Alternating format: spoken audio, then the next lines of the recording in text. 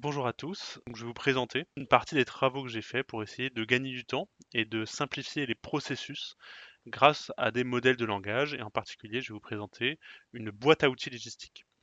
Donc cette boîte à outils, elle a été pensée parce que dans le poste que j'occupe actuellement, je me suis rendu compte que la transposition de textes européens est un exercice fastidieux, que l'analyse de textes législatifs pouvait être longue, complexe.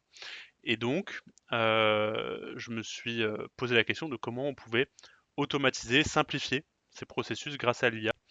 La solution que j'ai pensée, c'est d'essayer de proposer d'importer, d'organiser des textes de loi dans une même interface, qui viennent de Légifrance ou d'Orlex, pour identifier les impacts juridiques, résumer les textes français ou européens, vérifier et assister la transposition de directives.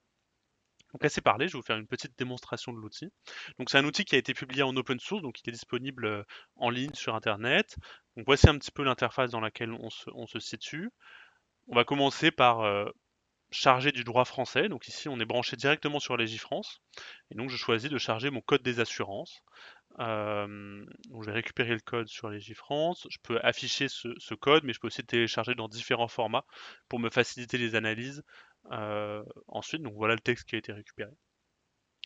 Et ensuite, je vais vouloir transposer, analyser un texte de droit européen. Et donc, je peux importer un nouveau texte, soit en donnant un lien vers le site Eurlex, soit en uploadant directement un texte qui est un texte au milieu d'un compromis ou quelque chose comme ça. Et donc, si je vous propose d'importer un texte, une proposition de la commission sur IRRD, le premier outil que je propose, c'est de faire un résumé de ce texte.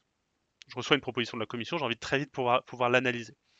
Donc là, on va demander à notre modèle de regrouper les articles en groupes d'articles cohérents entre eux et de produire un résumé.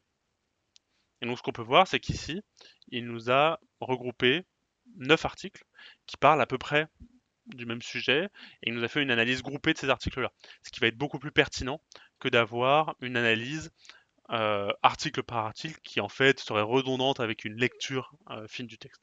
Et donc ici, en quelques pages, mon résumé fait 10 pages là où mon texte en faisait 200, eh bien, je peux avoir une compréhension très rapide de ce que dit mon texte européen. Le deuxième outil qu'on propose, c'est une analyse de l'impact sur le droit français.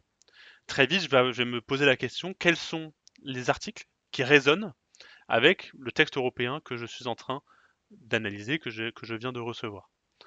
Là, la machine va nous proposer l'ensemble des articles qui sont les plus pertinents au regard de la directive en question.